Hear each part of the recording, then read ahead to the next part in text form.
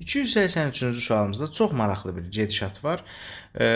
Bunun çətin olmasının səbəbi nədir? Çünki seçim qarşısında qalırıq ki, dairələrdən ortasındakı 5-i mi alaq, yoxsa bu ədədlərdən 5 ilə 10-dan ortasındakı 12-ni mi alaq, yoxsa dairələrə ayrı ardıcıllıq kimi, ədədlərə ayrı bir ardıcıllıq kimi mi baxaq? Yəni bir neçə seçim olur deyə bu sual biraz da çətin hesab olunur. Bəs gedişatı necədir? Burada dairələrdən içərisindəki ədədi, yəni 5-i alacağıq. 10 ilə 12-nin fərqi olacaq 2. Kvadrata yüksəldirik 4, üstünə də özümüzdən 1 gəlirik, hətta eləyir 5.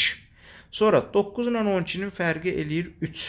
Kvadrata yüksəldirik 9, üstünə də özümüzdən 1 gəlirik 10. Bax belə, eyni şey burada aiddir 6 ilə 9-a.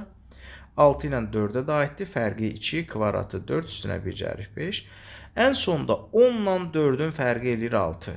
Kvadratı 36, üstünə də özümüzdən 1 gəlsək 37. Bu formada maraqlı bir sualımızdır.